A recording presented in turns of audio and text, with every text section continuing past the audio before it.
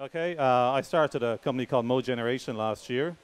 Uh, it's kind of based on the mobile generation, which I think we finally have a mobile generation now.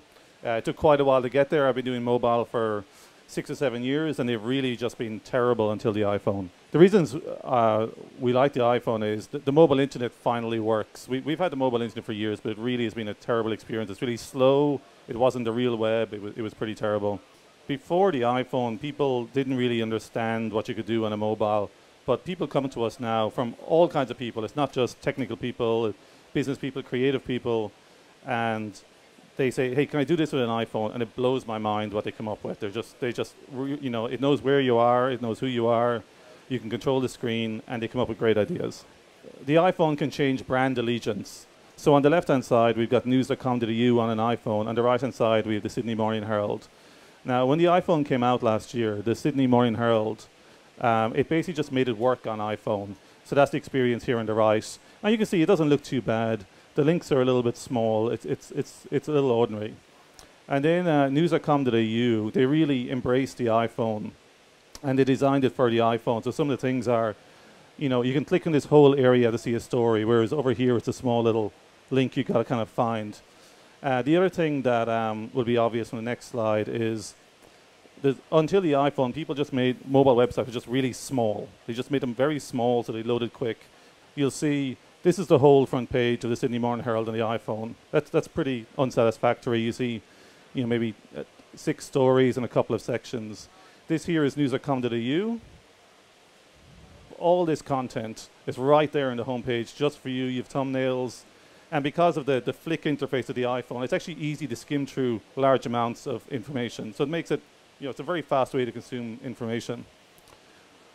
So going a bit further, a lot of the conceptions with mobile as well is just show less, just so with news, show the top stories, breaking news, maybe some business stories. That's it. Forget about everything else. People aren't interested.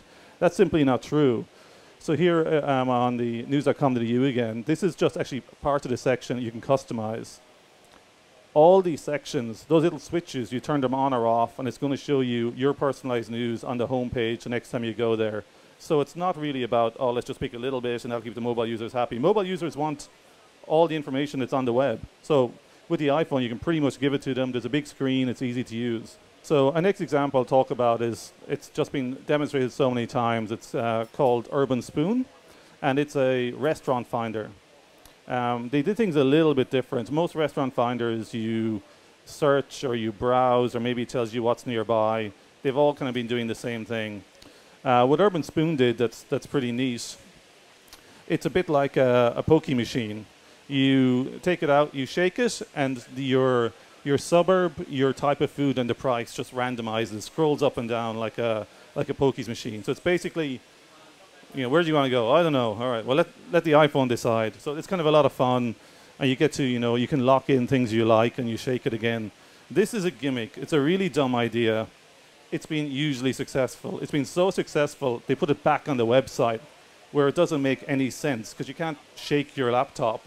But that's what they're known for, and it's so successful, the whole company sold for 10 million US. So, there's a lot to be said for gimmicks, to be honest, but this is something I'm kind of testing the waters with, and I actually want you guys to give me some feedback on this. You have the ability today to decide whether an iPhone app will become available or not, and I really want you to think about this.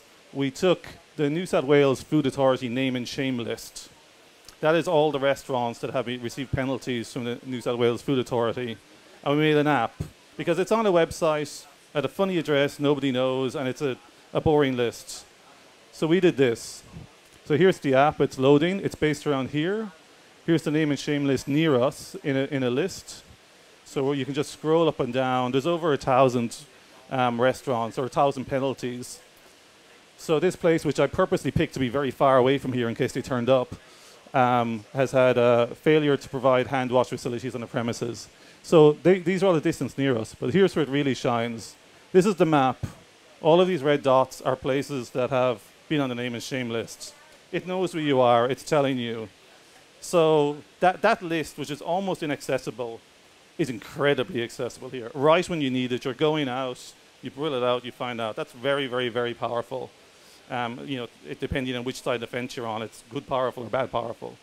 So that's basically it.